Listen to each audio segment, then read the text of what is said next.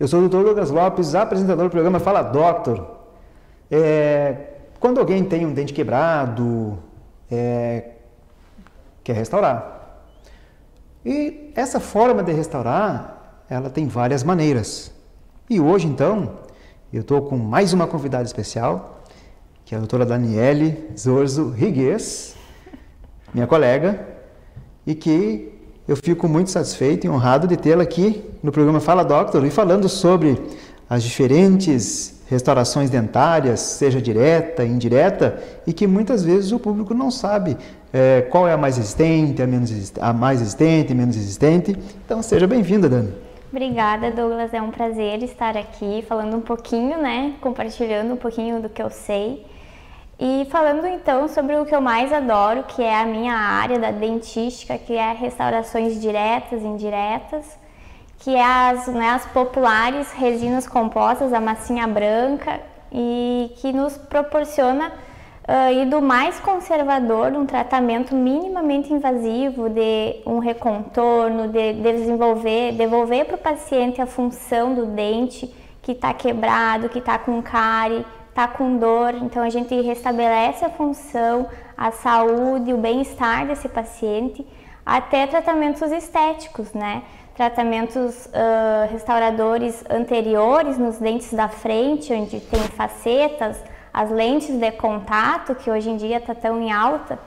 Então é uma gama que tem na odontologia estética as restaurações diretas e indiretas, que é importante, a gente trazer para o público e desmistificar algumas coisinhas que vem, que às vezes não é tão verdade. Exatamente. Então já diferencia o que é resina direta, restaurações diretas e indiretas.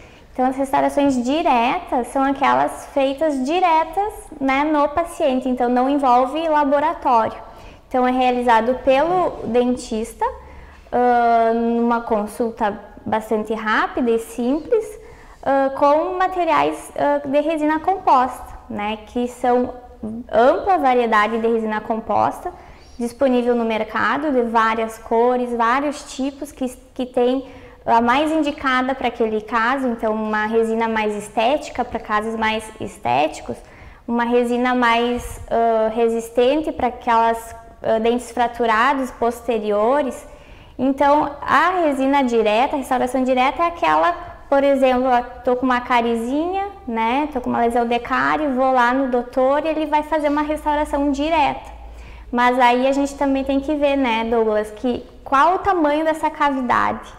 Então, às vezes, o paciente ele fratura o dente e é uma fratura pequena ou uma fratura muito grande. E a gente tem que ver o quanto que tem de estrutura dentária para a gente restaurar.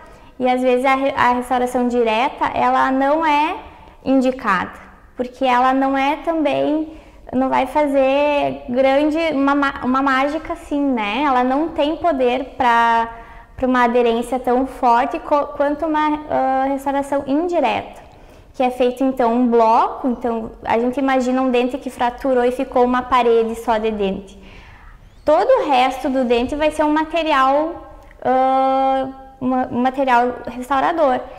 E a resina direta, ela não tem um poder, ela contrai, a gente vai inserindo pequenos incrementos e ela vai gerando uma contração no dente.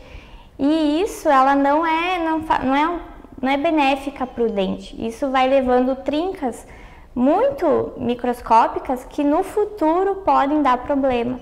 Então, fraturas extensas, está indicada a restauração indireta, que é feito um preparo desse dente e levado ao laboratório, onde vai vir uma peça inteira, que vai ser fresada, vai ao forno. Então ela vem já pronta e ela é cimentada nesse dente. Então o sucesso nesses casos é muito maior. Então tem que saber avaliar qual a indicação desse material, Ambos são materiais excelentes, mas quando indicados de forma correta. Muitas vezes o paciente ele procura pelo preço. No caso do falaste, direta no consultório, no momento da fazendo restauração, a indireta laboratório. Mas em relação à durabilidade, É que nem comprar um tênis às vezes, né? Tem gente que quer comprar um tênis, é só o tempo de usar, você foi, né? Mas compra um tênis bom, durabilidade.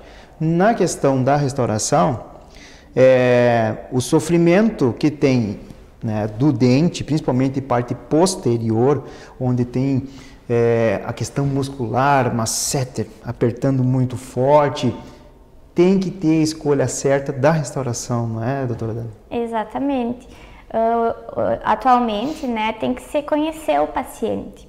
Então, aquele paciente que tem um estresse mastigatório muito forte, faz bruxismo, vai gastar essa restauração mais rápido.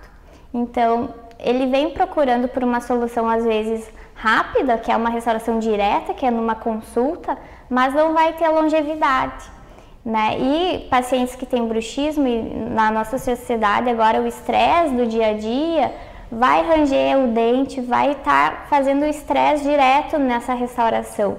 E a cerâmica, ela vem como uma aliada do dentista, né? Eu tenho estudos mostrando que a cerâmica, ela tem uma taxa de sucesso de 95% em 10 anos, né? Enquanto a resina, ela cai uns 10%. Então, assim, às vezes, claro que pesa um pouquinho no bolso, mas na longevidade vai né, suprir isso aí. Então, tem que ser levado em consideração isso e passar para o nosso paciente, sempre visando o tratamento longo, né? Que não tenha que ficar naquele ciclo restaurador repetitivo, né? Restaura, daqui um pouco ele vai fraturar, e aí sempre que fratura, quebra o dente, vai quebrar um pouquinho mais do dente, tem que restaurar, então quando vê, não tem mais dente. Exatamente. Né? E aí então...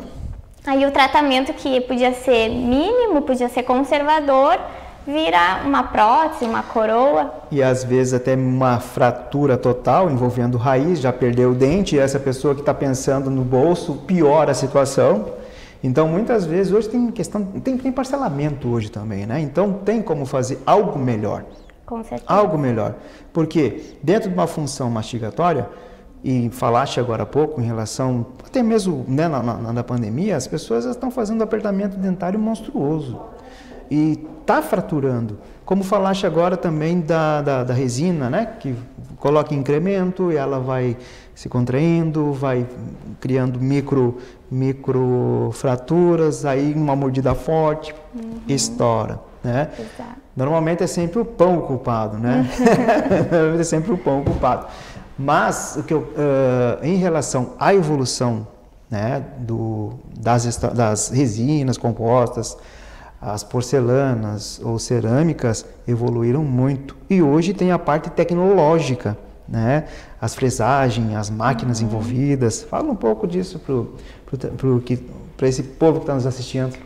Então, falando um pouquinho sobre as resinas compostas, elas são compostas, né, por uma matriz orgânica, né, e por partículas. Então, essas partículas que mudam. Vai de macroparticuladas, partículas grandes, microparticuladas, partículas menores, nanoparticuladas, microhíbridas, que é a junção de nanoparticulada com microhíbrida. Então, isso vai dar a característica de uma resina diferente uma da outra. E qual escolher? Cada uma tem uma indicação.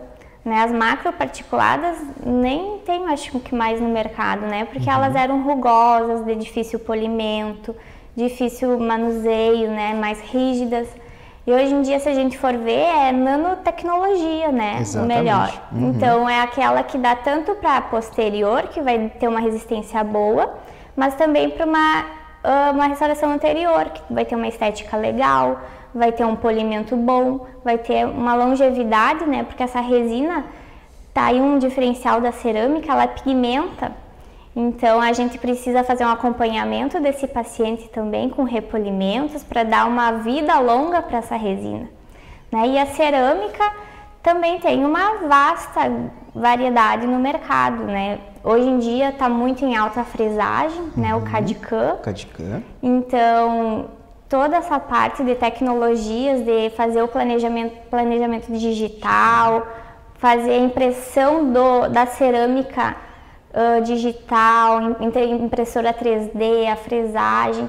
Então é o que a gente tem do top assim da odonto hoje em dia, Exatamente. né? E as cerâmicas elas variam também, tem vários tipos, né? Feldspática, de silicato, zircônia, e cada uma tem uma indicação, né? Ela tem uma indicação também para posterior, onde ela vai ser mais rica em material resistente, e também tem aquela cerâmica que ela é mais estética, né? Que demanda do nosso protético lá do laboratório um trabalho minucioso, onde ele vai camadinha por camadinha para dar a característica do dente natural, né? Então, conhecer, né? Os nossos colegas dentistas têm que conhecer para buscar e dar o melhor para o nosso paciente conforme a necessidade de cada um. Exatamente, né? Por isso que as especialidades estão aí para que esse profissional ele se aprofunde mais, se capacite mais, evoluindo no seu diagnóstico, né, no seu plano de tratamento, qual a melhor indicação, de que chegue o paciente no consultório e que esse profissional ele passe uma segurança muito grande.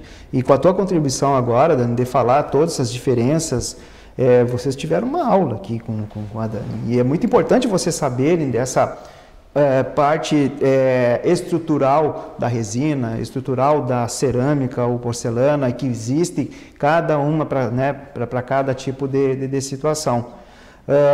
Outra coisa também muito importante que a gente fala também é a questão gengiva e término, né? Não só da restauração e resina composta, como também dos términos de porcelana e a gengiva. Exatamente, né? E aqui a gente caminha assim, a saúde gengival e a saúde branca, né? Então, é a saúde vermelha, que é da gengiva, e o nosso dente. Então, a gente não pode só enxergar dente. Às vezes, o dentista vai reto no dente, né? E a gente tem que ver o paciente como um todo. E a gengiva, ela tem que estar perfeita, né? A gente não constrói uma casa num terreno que não está adequado. E a gengiva é o nosso anteparo ali para uma restauração. Se eu vou fazer uma restauração que fica com sobrecontorno, que fica aquele degrauzinho, né, que o paciente bota o dedo e sente ali, isso vai fazer uma inflamação gengival, vai dar uma retração, pode dar até uma periodontite se não tratada. E isso a gente não deseja, né? Com certeza. E isso também com as restaurações indiretas. Então, fazer esse término a nível supragengival às vezes, ou a nível gengival, respeitar o espaço biológico, que é o nosso espaço que é do dente até a nossa crista óssea, né? Então, esse espaço, ele é um espaço assim que a gente tem que preservar essas estruturas que estão ali para ter a saúde gengival, né? Então, é importante durante a restauração, seja direta ou indireta, ter esse cuidado e sempre, né, Douglas, antes de fazer tratamento restaurador, seja de função ou de estética, a gente tem que ver as outras necessidades do paciente. Respeitar, né, a base periodontal, Exato. Que isso é o fundamental, né? Que a gente já vem falando por outros cirurgiões dentistas, né? Que todo o tratamento ele deve ser baseado dentro de uma estrutura periodontal sadia. Exato. Vocês estão gostando? Eu estou adorando, até mesmo porque é a nossa área, né, Dani? Então, daqui a pouquinho voltamos para o nosso segundo bloco. Até breve!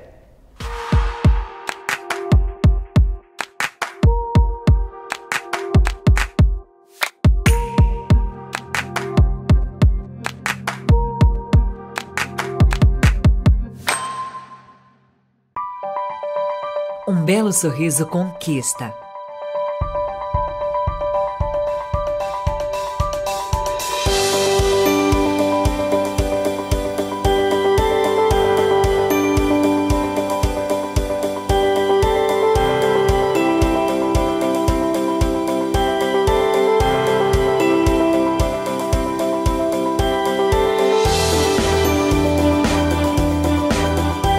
Você já conquistou o seu? Clínica Odonto Doctor, presente em todos os momentos da sua vida.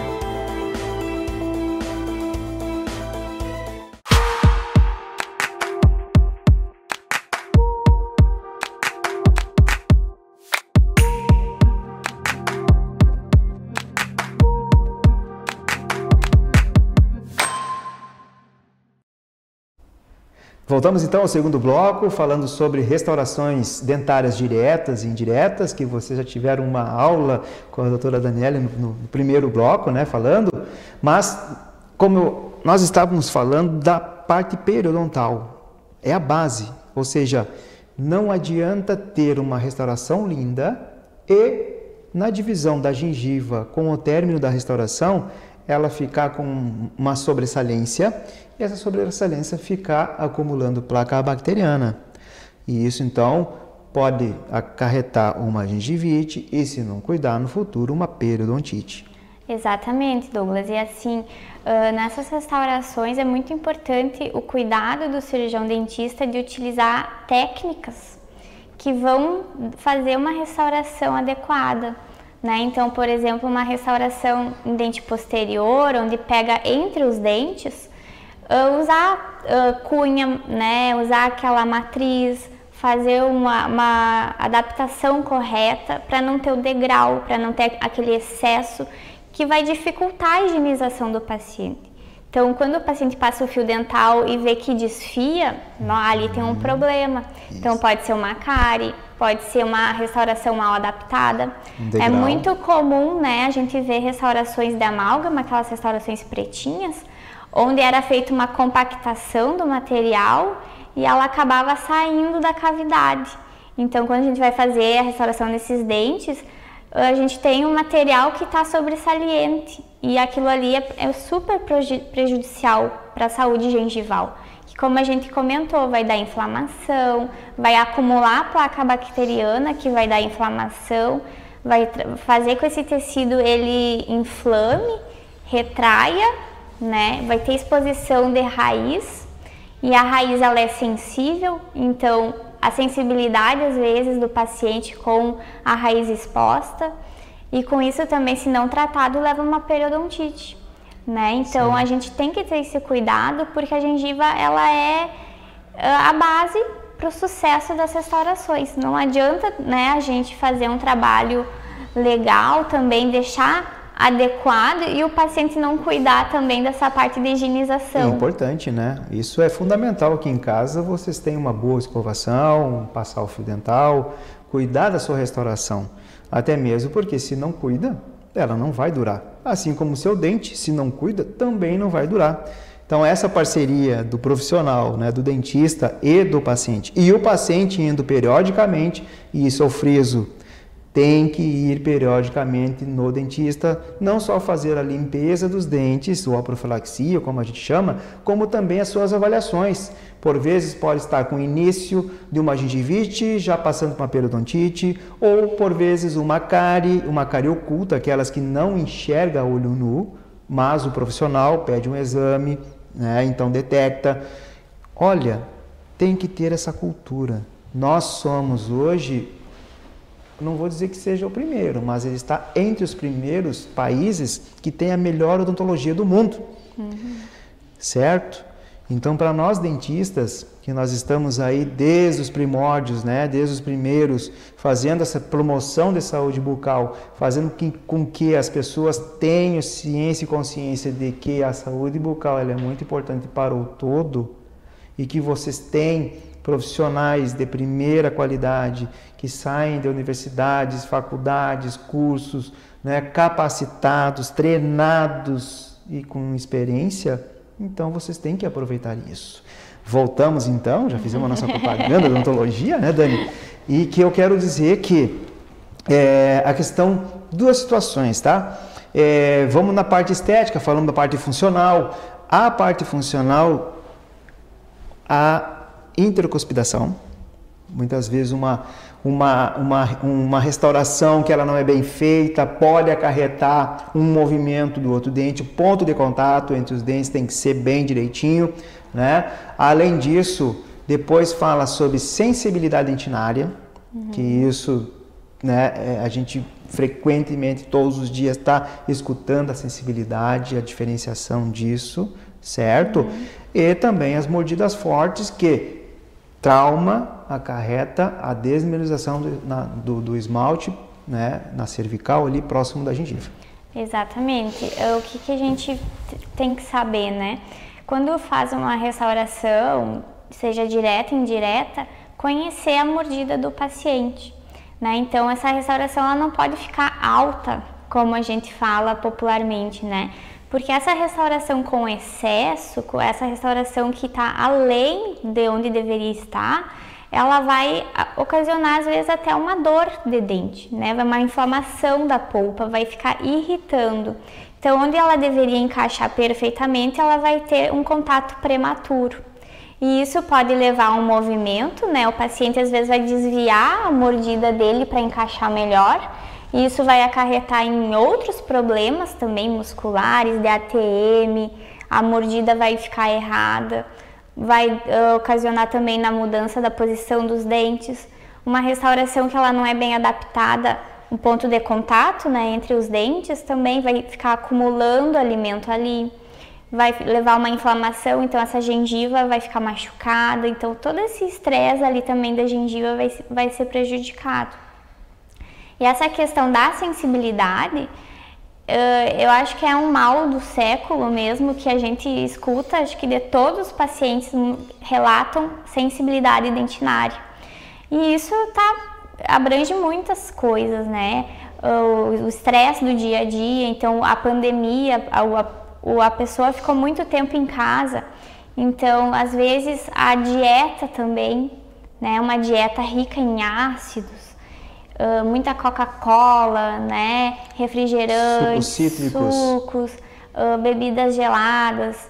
Então essa sensibilidade, ela tem que ser diagnosticada, ver da onde que está vindo, né? E conversar com esse paciente. Às vezes também decorrente do próprio dia a dia do paciente, né? Às vezes um problema emocional, um problema gástrico, né? Às vezes o dentista acaba vendo coisas que nem o paciente tem conhecimento, né? Um refluxo gastrointestinal que vai levar a um desgaste do dente, e isso uma sensibilidade. Então, a sensibilidade, ela tá aí, ela precisa ser combatida, mas a gente tem que conhecer de onde que está vindo, né? Existem muitos meios de se tratar, através de sensibilizante, laser terapia, creme dental para sensibilidade, até mesmo restauração, flúor. Quando o paciente tem essa mordida muito apertada, ou às vezes carrega na mão para escovar, né? E isso vai gastar o dente. Isso leva a uma exposição dos túbulos dentinários, que são a partezinha lá de dentro do dente, que leva a comunicação até a polpa, que é o que dá a vitalidade do dente. Então, esse túbulo exposto vai causar essa sensibilidade, esse estímulo que quando toma uma água gelada dá, né? Dói. Então, o paciente vem com aquilo, não posso tomar coisa gelada que me dói. E a gente vai ver aquela retração da gengiva, que está expondo a raizinha do dente, está exposta o túbulo dentinário, e é ali que tem o estímulo que vai causar dor. Exato. E por vezes tem o tratamento já pelo dentista, mas não evita tomar sucos, continua com a força da escova. Isso que as escovas hoje melhoraram muito, as extras macias, né, as mais indicadas, e outras escovas que são para esse caso, que são vendidas, né, em farmácias e supermercados, que são indicados, mas às vezes estão escovando com cabo, não estão escovando com a cerda, né? Às vezes eu falo para os pacientes, né, às vezes a gente não para pensar que está escovando o dente, né? Está escovando o dente, está andando pela casa, está pensando no que tem que fazer. E na verdade a gente tem que parar, é um momento de descarregar a força, né? E a gente também pode utilizar outros meios de escovar com a mão contrária, que aí a gente vai ter que pensar no que está fazendo e não vai botar força ali, né? Também das escovas que tu falaste, tem escovas extra macias que parece que faz uma massagem na tua gengiva, assim, que são muito boas. Uma peninha. Né? O paciente às vezes vem com aquele pensamento que a escova tem que ser mais durinha para limpar, Para ter a sensação da limpeza, né? E não é isso. E não é a escova que limpa, é a pessoa que tem que fazer o movimento correto para fazer a limpeza. Sim. E tem escovas elétricas que muito legal, que ela vê também a força que tu tá aplicando e ela apita. Exatamente. Né? Tipo, calma, dá uma seguradinha. Isso. Né? E que tem os estágios também, né? Do mais leve ao mais forte, né? Exato. Então, tudo isso também vai levar, né, a uma sensibilidade. A gente tem que investigar esse paciente, alertar ele, porque às vezes não tem esse conhecimento, né, Douglas? E os recursos têm, né, Dani? Tá aí. Os recursos tão evoluídos quanto os nossos estudos científicos, né? Todo dia tem algo novo para oferecer como um recurso de cura, né, dentro da odontologia. O paciente, ele sempre ganha. Ele sempre ganha, sempre se beneficia. E falando na parte estética, tem muitas pessoas que querem fazer clareamento. Mas muitos querem fazer o clareamento, mas depois as restaurações elas ficam com cor diferente. Fala a respeito dos tipos de clareamento, essa situação aí de troca de restauração. Quem faz primeiro, se é um ou outro? Então, o clareamento dental, a gente tem que pensar que é um tratamento que está lá pro final, né? Então, o paciente ele não está com cárie mais, não está com dor, é um tratamento estético. E o paciente que quer fazer uma restauração, vamos pensar assim, que ele quer fazer um recontorno estético nos dentes, né? Quer deixar o dente mais quadradinho, deixar mais harmonioso. Essa restauração, essa resina composta, ela não muda de cor, né? Então, se eu já tenho uma restauração agora e eu vou clarear o dente, o gel clareador, ele age no dente, ele não age na resina composta. Então, o dente vai mudar de cor e a resina não. Então, a gente faz primeiro o clareamento, espera um tempo necessário, que ainda, né, que é necessário para o gel sair totalmente do dente e ter uma adesão efetiva, e aí para depois fazer essa restauração, seja direta e indireta, né? E falando um pouquinho sobre os clareamentos, a gente tem o clareamento de consultório, o clareamento caseiro, né? O clareamento do consultório é aquele feito no consultório. Então, sob supervisão e aplicação do dentista, onde é feito durante uma consulta, a aplicação de um gel de alta concentração, que vai agir ali de um tempo de 45 minutos, né? E é feita uma reaplicação numa próxima sessão. Então, o paciente faz esse clareamento apenas no consultório. É um tratamento mais rápido que o de caseiro, porque é um gel mais concentrado. Então, ele vai clarear mais rápido, mas a longevidade dele é um pouco inferior comparado ao caseiro, né? O caseiro, ele é feito em casa, né? Através de uma moldagem do paciente, a gente faz a plaquinha, né? Ensina o paciente a utilizar o gel, que é um gel de baixa concentração.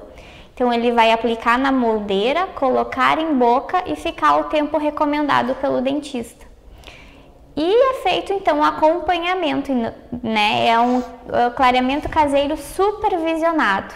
Então, o paciente ele tem que fazer as consultas periódicas para a gente ver a evolução da cor do dente, ver se está tendo alguma injúria, né? Alguma queimação na gengiva. Então, ele é supervisionado pelo dentista. E ele é um tratamento mais longo, né? Porque ele é um gel de baixa concentração, então ele demora um pouquinho mais para clarear, mas o resultado dele é um pouco mais superior do consultório, né? Ele tem uma durabilidade muito boa. E pensando assim, na longevidade tanto do clareamento de consultório e caseiro, é a consulta periódica ao dentista, né? Então, eu não posso clarear meus dentes e pensar que tendo uma dieta rica em corantes, chimarrão, comendo café, chá, é uma ilusão a gente pensar que não vai pigmentar esse dente. Sim, né? Mas claro. Esse pigmento ele fica superficial no dente. O clareamento ele age de dentro para fora, então ele vai tirar o pigmento que está lá dentro no dente e vai clarear, dar luminosidade para o dente. E esse pigmento que vem depois do clareamento, com a dieta, ele fica superficial. que com uma profilaxia a gente consegue restabelecer aquela cor do clareamento. E aí tem uma coisa muito interessante, né, Douglas, que antigamente era necessário fazer a dieta branca, né? Então tinha que cortar café, tinha que cortar chá, Coca-Cola, tudo assim, até acho que beterraba, né? Tudo que tinha cor tinha que cortar durante o clareamento. E hoje a gente sabe, através de muitos estudos científicos, que não, que é possível sim manter esses hábitos, que vai ter um clareamento efetivo. Né? Então, antigamente era um sofrimento. Quando eu fiz o meu primeiro clareamento, eu sofria com vontade de tomar um chimarrão. Sim. E agora pode, né? A gente ensina o paciente, se tomar em excesso, fazer um enxágue da boca para tirar aquele excesso de corante que fica, né? Mas é possível fazer um tratamento super controlado. O clareamento ele não desgasta o dente. É um tratamento conservador que vai deixar o sorriso brilhante, iluminado, né? A pessoa fica com a autoestima nas nuvens. Olha que importante isso, viu? Não tem dúvidas. E a dúvida do dente não vital, vital para o clareamento? Aí temos que ter o cuidado, né? O dentista saber o dente desse paciente. O dente não vital é aquele que fez um tratamento de canal, né? E esse tratamento de canal, ele pode levar a um escurecimento do dente. Então é bem comum a gente ver um sorriso e lá um dente mais escuro que os outros. Nesse dente a gente precisa tratar um pouquinho diferente. Então tem técnicas que vão possibilitar a gente tratar esse dente que foi tratado o canal de uma forma um pouquinho mais agressiva, vamos dizer assim, né? Então a gente coloca um gel lá dentro da câmara pulpar e também por fora do dente para potencializar esse clareamento. Tá? Mas sempre, né, a gente tem que ter esse cuidado porque a gente vai estar fazendo um clareamento na câmara pulpar. Então, existem riscos. Existem riscos de reabsorção. Então, o paciente ele tem que estar ciente disso, que é uma tentativa de clarear, né? E muitas vezes tem a recidiva da cor.